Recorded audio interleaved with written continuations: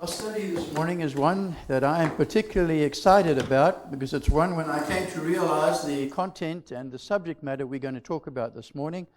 And I realized what it was telling me about my relationship with God. It just blew me away. I mean, this changed my whole concept of how God relates to me and to everyone else. And what I want to share it to you this morning is when you leave this place today, I want you to realize just how involved and interested God is in your life. He is not just a God out there looking down impersonally upon us, removed and indifferent to us in our lives and what we have to go through in life. He is very much involved in every aspect of our lives, right from the very beginning. The miracle of life is our first slide I want to put up here. You'll notice the title of the sermon actually is Fearfully and Wonderfully Made. And that's what we're going to talk about this morning. The miracle of life. And I want to right here at the very beginning stress this point. Every one of us sitting here in this church or me standing up in front of you is a miracle. I want us to just get that thought firmly fixed in our minds. Each one of us is a miracle. We are not a cosmic accident. We are not just something that came along by the way, by happenstance, by chance. Each one of us, is a miracle. And by every implication that word brings to us, we want to look at this morning and see we are indeed, each one of us, a miracle. Now, in the beginning, that's Genesis chapter 1, verse 1, and I'm going to read also verse 26 to 28. In the beginning, it says, God created the heavens and the earth. And God said, let us make man in our image, after our likeness.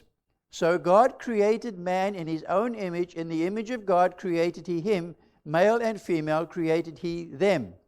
Then God blessed them, and God said to them, be fruitful and multiply and fill the earth.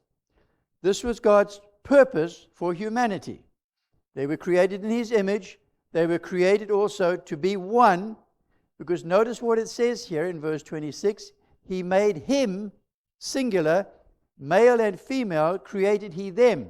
And so he created man and woman with two different makeup, two different personalities, two different psyches, if you like.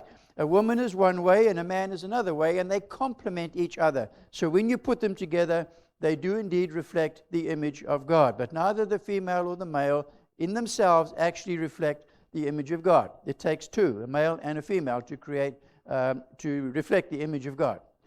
Then God blessed them, and God said to them, be fruitful and multiply and fill the earth. Now, this is where we're going to see something absolutely amazing this morning. Psalm 139, we read a portion of it already. Notice what David says here. My substance was not hidden from you when I was made in secret and curiously wrought in the lowest parts of the earth. I struggled with that statement for a long time. I could not figure out what David was saying. I could kind of get the idea that my substance was not hidden from you. I could kind of get that part of it. But I couldn't understand what he was saying when I was made in secret and curiously wrought in the lowest parts of the earth. I could not understand what David was trying to talk about. And so periodically I would come back to this statement and I would ponder it and pray about it until one day it struck me. We were, each one of us, created in Adam from the dust of the ground. You say, well, how does that work? Well, aren't we Adam's descendants? Didn't we come from Adam? Where did Adam come from? God took the dust of the ground, made clay, and formed this human being out of the dust of the ground. And when God created Adam, we were in his genes. We were in his DNA. So that David was able to say, my substance was not hidden from you when I was created in Adam. So God, looking down through the stream of time, looking down through all of Adam's descendants, folks, saw you and he saw me here in this church today. Say, well, how can that be? Because he's God. And when he created Adam, folks, he had you and I in mind. He could look down through the centuries and through the eons, and he could see these people that he had created in Adam. He could see them come forth. And so he knows our substance. Now, he goes on to say, your eyes saw my substance yet being unformed. That's what he's saying. that before I was even born, you knew me, you knew all about me, you saw my substance, you saw me, you saw the reality that is me. And in your book, all my members were written, and God made a note of us. God made a note when He created Adam, that down in 2016, there would be this person who is sitting in this church today. One of you. You're a miracle, folks. You're a miracle of God. And God knew all about you back there when He created Adam. You're not just a cosmic accident. You didn't just come on the scene by accident. And in your book, all my members were written, which in time were fashioned, when as yet there were none of them. So God knew all about you, long before, even, right there when Adam was created. God already knew you. He had plans. He had a blueprint that He had created in humanity for you particularly. Therefore a man shall leave his father and mother and be joined to his wife, and they shall become one flesh. And that's something else I pondered about for a while. How can they become one flesh? You get married and there's still a wife and there's a husband. You still do your own things. And I could not quite understand that.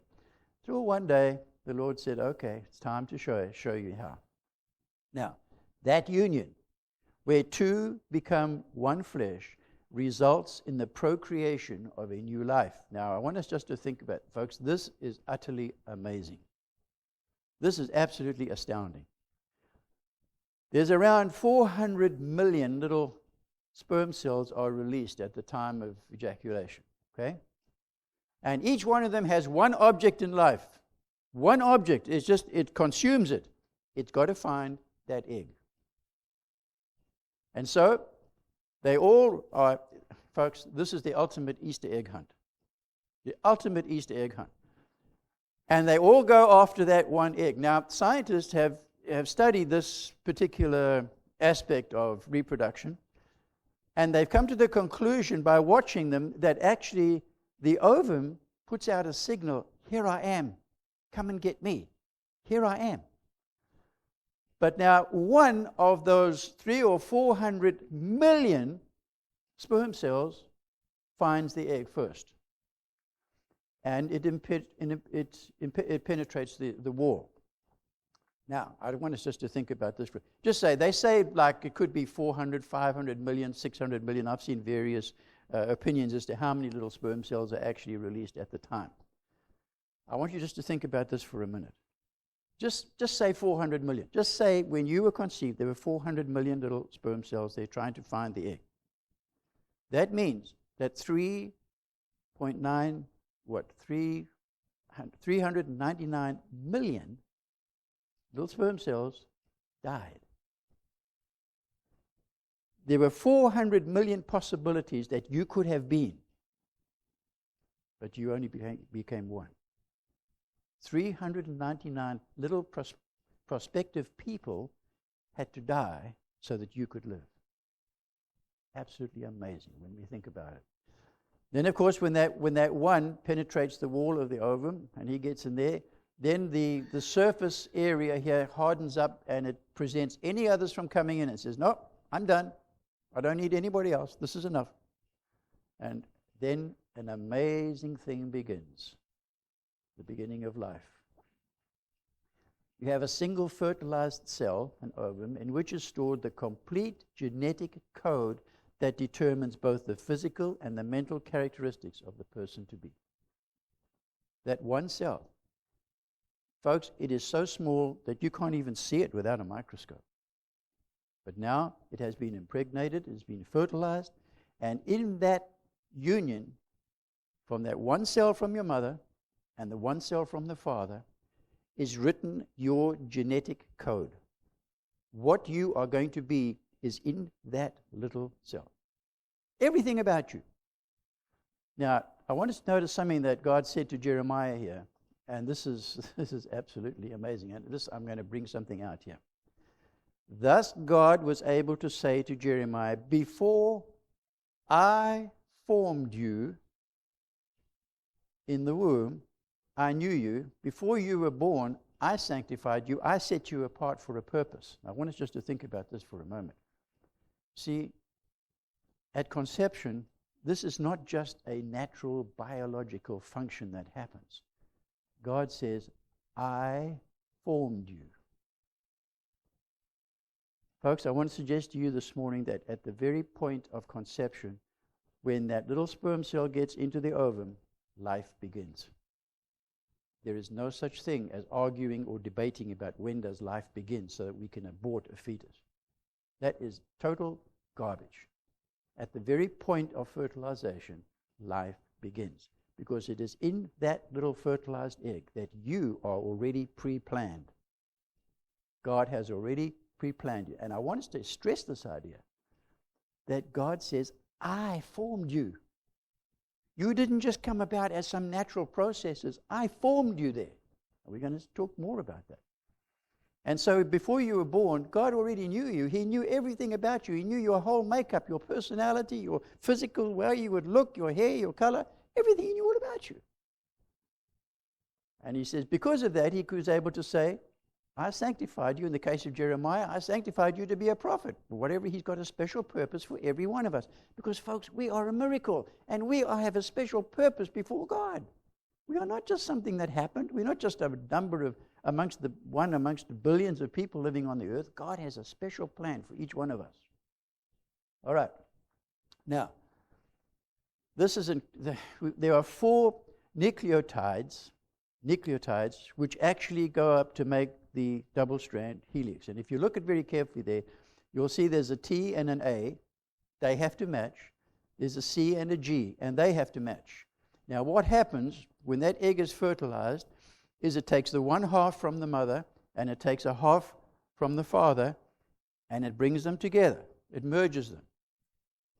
Now, there's something absolutely amazing here, is that they have to match. And when they match, there is something incredible that we have to consider. The human genome consists of 23 pairs of chromosomes, each containing one double helix molecule called DNA. I think probably all of us know about that. But here's the amazing thing. All of the genetic information that describes each individual person is contained in the DNA molecule, which, if stretched out, would be about 6 feet long. It's hard to imagine how something could be 6 feet long when you can't even see it. Upon this molecule, 3 billion, and I put the number in there so we get the number here. This is amazing. Upon this molecule, there are 3 billion characters are imprinted. These characters are what determine one's hair color, skin tone, height, in fact, all of one's physical appearance, along with one's mental ability. Now, I want us just to think about that for a moment. 3 billion characters. Now, what are the possibilities of any 2 individuals having that same combination of 3 billion characters? It's infinitesimal. Cannot happen. You are a unique miracle of God's power, His wisdom, His foresight, His plan, and dare I say, His love and His concern.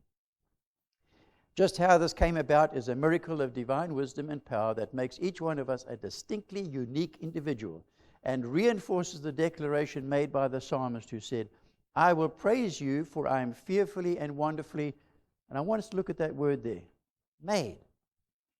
If something is made, what does that tell you? There has to be a maker. Think about this.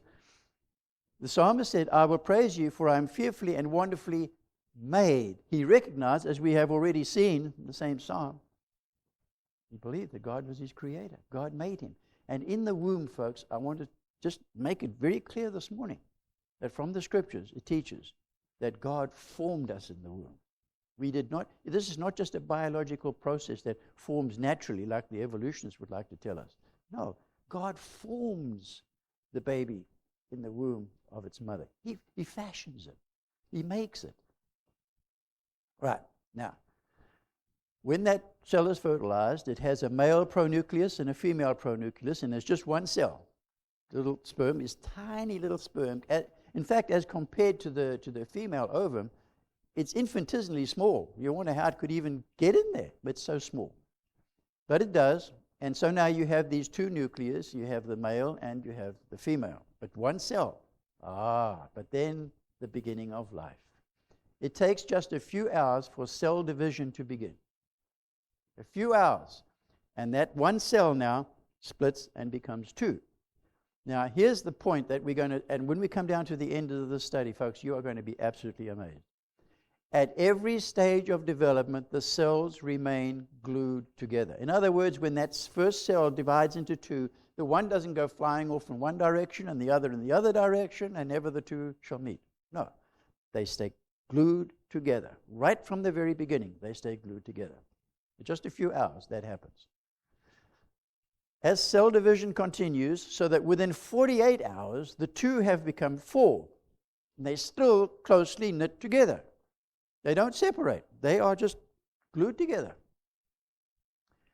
And here's a three-dimensional picture of the four-cell stage of the human zygote. That's just a picture of it, I guess, through a microscope.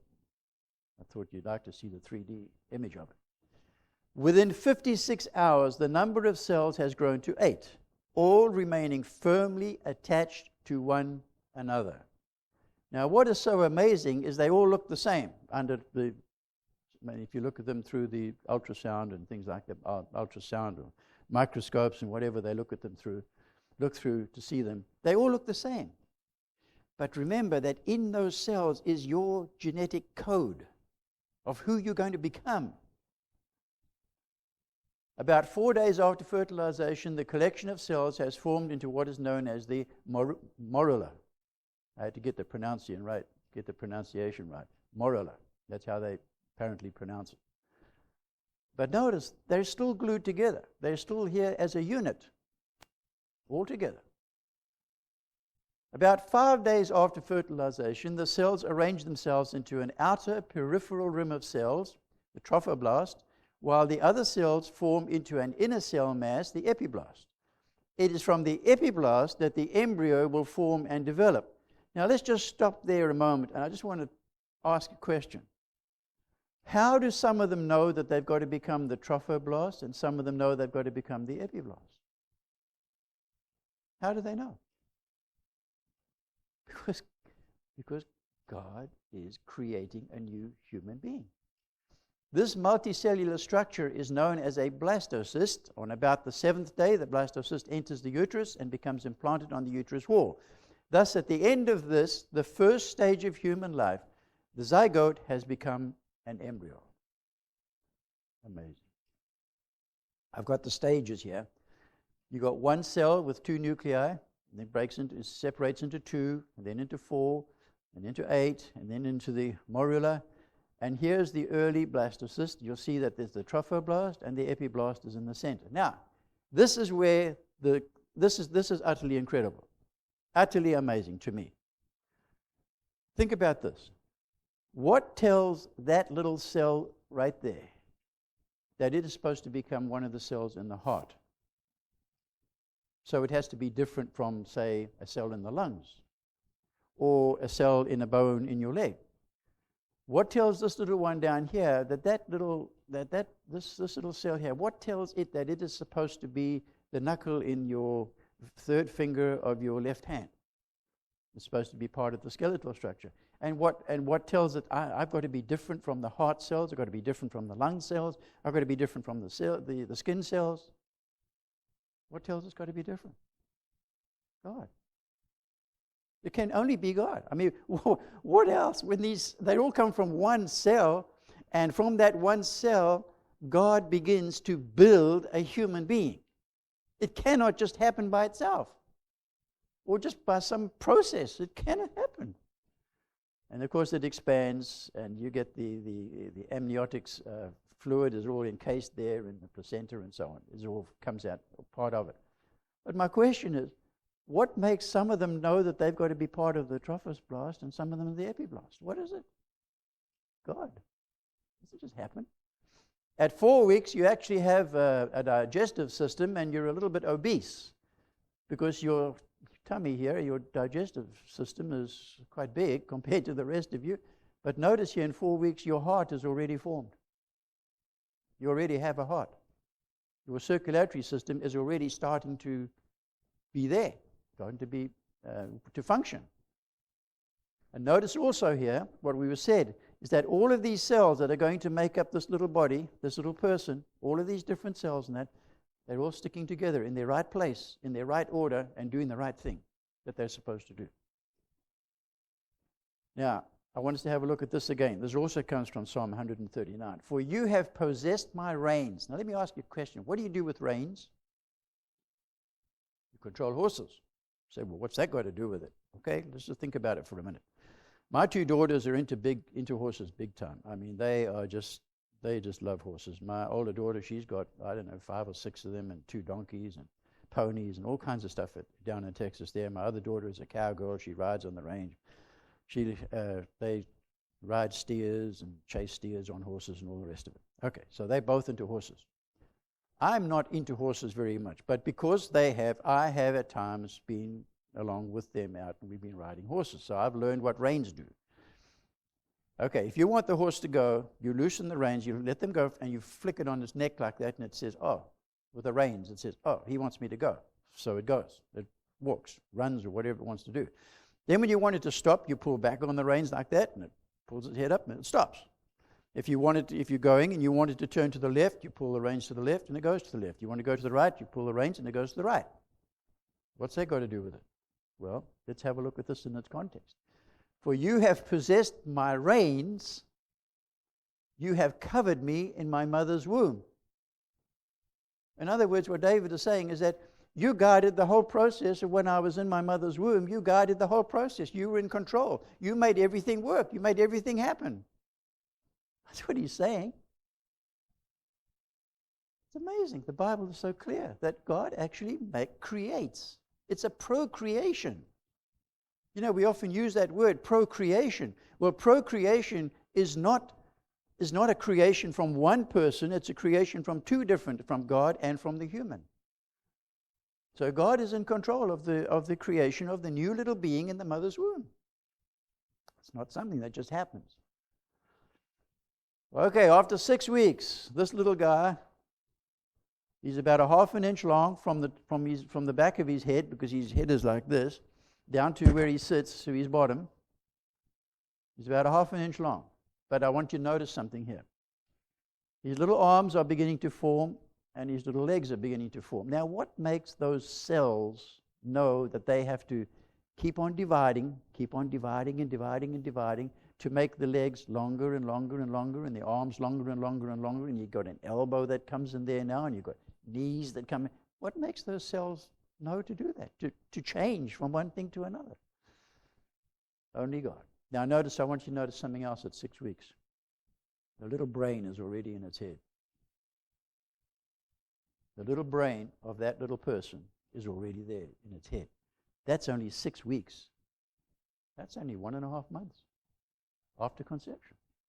Folks, there's no place there's no position, there's no time in a pregnancy when you can say, well, life begins here, or life begins there. It's not even arguable. Life begins at conception. In fact, life began before Adam was even created, because God already had you in mind. He already saw it. 8 weeks. The little guy is now about 1.25 inches long from the same place to his bottom. But I want you to notice, we're 8 weeks, 2 months into the pregnancy now. Look at this. The little legs are formed. They're pretty skinny, but you wouldn't be able to stand on them. But his little feet are formed. He's got toes. He's got fingers. He's got little arms. His ear is already forming. Amazing. Just 8 weeks, 2 months. You can't tell me that's not a little person.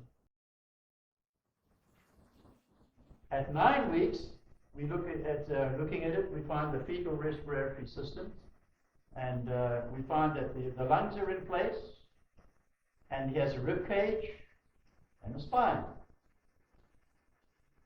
Notice, just think about how the cells have divided to make all of those different components. I mean, all of the other organs already, being formed in the first 10 weeks. He's now about 2 inches, sitting down, of course. He's about 2 inches long. And you can see now that all of his limbs and everything are becoming very, very well formed. 3 months, he's about 3 inches long, measuring from the same place. And now he is really beginning to look like a real full-grown person. Now, 5 months and 1 week, I want to show you something. I want to tell you something. This is utterly amazing. And when I realized this, and I read about this, and I saw this, I was just completely amazed. The eyes have what is known as the optic nerve. Now, in this case, it's the left eye here. The optic nerve travels back, goes into the vicinity of the thalamus, and then it crosses over in what is called the chiasm and goes to the left-hand side, or at least in this case, to the right-hand side of the occipital lobe of the cerebral cortex. Now, the left hand or the right hand eye has an optical nerve which travels, crosses over the chiasm, and goes to the left-hand part of the occipital lobe. There are about 400 million nerves in that optic nerve. 400, 500 million. Not 400 or 500. 400, 500 million. In fact, I have read anywhere between 770,000 and 1.7 million. Okay, this is incredible. I want you just to think about this for a minute. Put this in my pocket here, I can explain something. If you consider you've got all of these 400 million coming from the eye, each one of them has to go in exactly the right place in the brain. Now, think about this. We're not talking about, well, as long as it finds a place somewhere on the brain, it'll work. No. You've got the million of these little nerve endings that have to come, and they have to find exactly the right place on the brain. Exactly the right place. They cannot even deviate, not one can be out of place, because then you wouldn't be able to see from. What are the chances of that number of little nerves finding each one exactly the right place just by chance? I'll leave that question. Now, here's another amazing thing about the eyes. About this time, maybe 5.5 months, something like that, something amazing happens. Because up until this time, your eyes have been covered with the skin. So there's a solid little piece of skin has been covering the eyes. But about this time, an amazing thing happens. Something, whatever it is, causes a little incision across that piece of skin, and you have eyelids for the first time. How does it know to do it? 7 months? Well, now we've got a real little person there now. And he's about 12 inches long from his bottom to the top of his head. And he's well on the way now. You can see all the facial features are well formed. And he's well on the way now to being a little person, of course, at 9 months, ready to be born. And there he is. That's a typical little human at 9 months.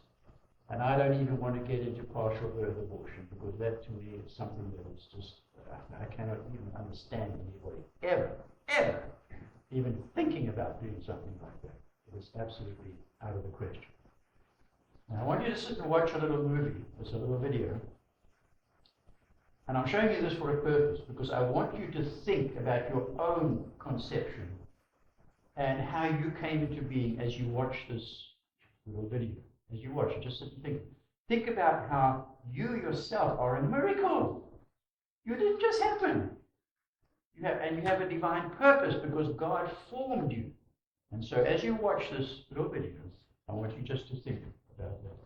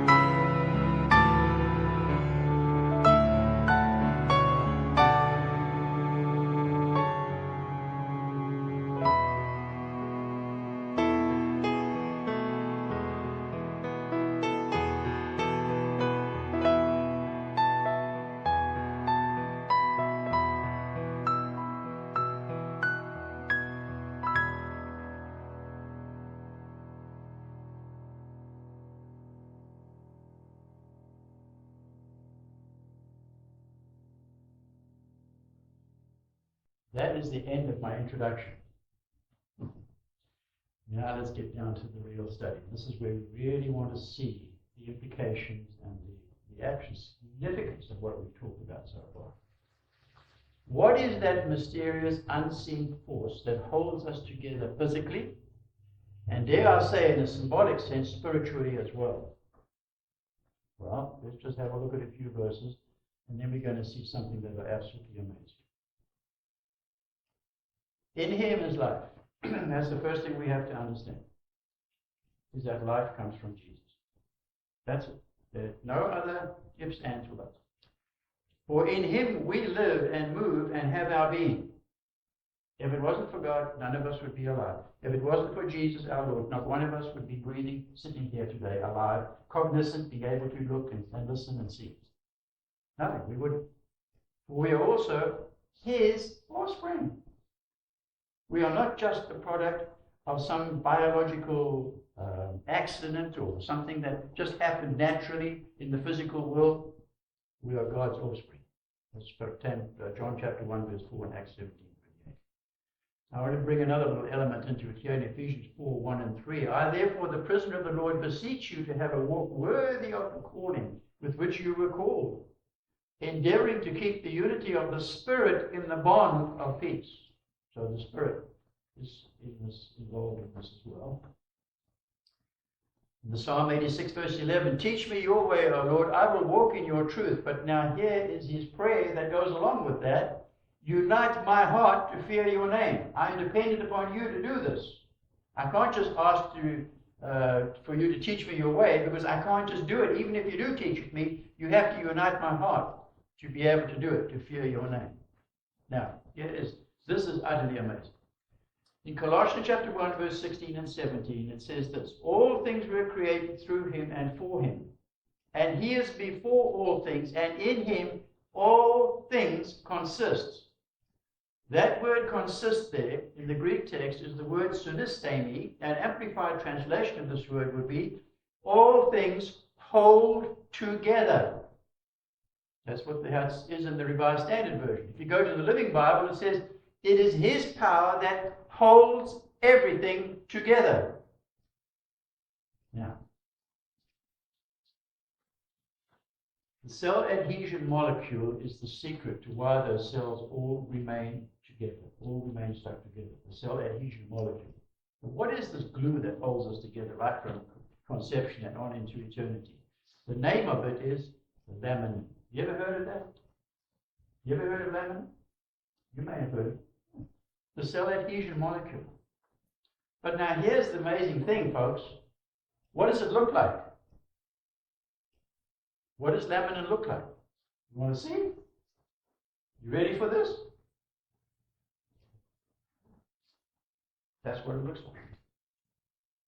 That is a scientific drawing of a laminin molecule. And God has given it to us in these last days to be able to see what it looks like, so that we can know what holds us together. He's got a picture there, so that we can see what holds us together. All right, now let's go a little bit further.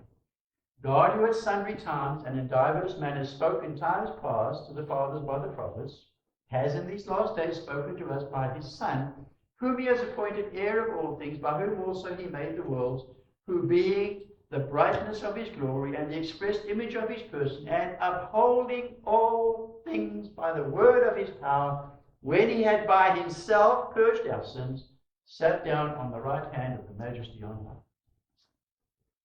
He is the one that holds it all together because of his cross. The cross of Calvary purchased Christ's right to hold everything together and to keep the universe from being a chaotic universe into what we understand as a unified and organized universe. You might say, yeah, but that's just a drawing. You know, some scientists sat down and drew. How do we know that that's exactly what a laminin molecule looks like? You want to see the real thing? You ready for this? With the help of the electron microscope, this is what we'll see of a laminin molecule. That's it. That is a laminin molecule through the electron microscope. So, that which holds us together in our mother's womb, that which guides and directs that all the cells will act in harmony and form the complete whole of a human being as they are developing in the womb, as they are born, and as even now we here in this church are being held together by trillions of those little laminate molecules. The cross of Calvary, God has given us a picture of right there. So, why did he do that for us in the last days? Because, he wants us to understand that if without the cross of Calvary, folks, we have nothing. We don't even have life. So he wants us to understand that it is the cross of Calvary that holds us together. Not only physically, but more especially spiritually. And I'm going to play you a piece of music now which brings both of those ideas together. It's called Jesus Keep Me Near the Cross. You know the piece of music well. And I want us to think about that.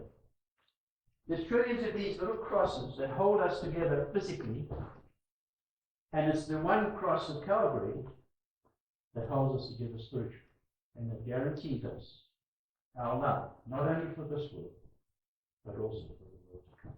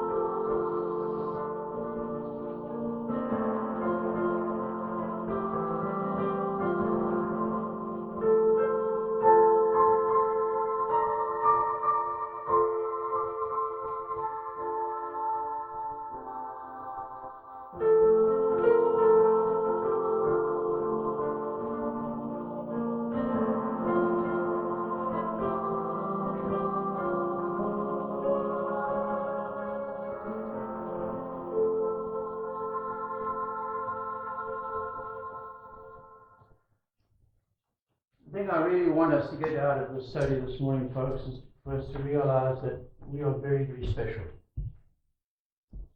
We are not just protoplasm. We are very, very special.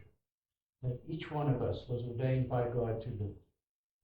Not only that, God already planned what we should be. He has a special purpose for us because He formed us. He made us. We didn't just happen. And because of that, when we go from this place, we can realize that God has a purpose for you, for your life. He has a purpose for you as a person. You are very special to God because He created you. Father in heaven, we want to thank You for the amazing truth that You are indeed our Creator. It's not just a word. It's just not a fancy phrase to make us feel good. It's reality. It's who we are and what we are. Your creation, Your offspring, Your children.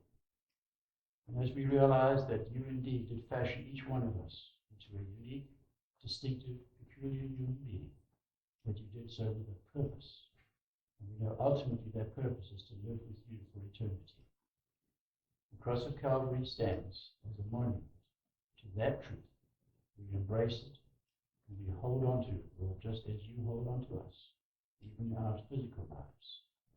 And we pray that the love of You, the Father, the amazing grace of the Lord Jesus Christ, and the abounding power of the Holy Spirit, may it be with each one of us, not only for this day, but through the ceaseless age of eternity, we pray. In Jesus' name.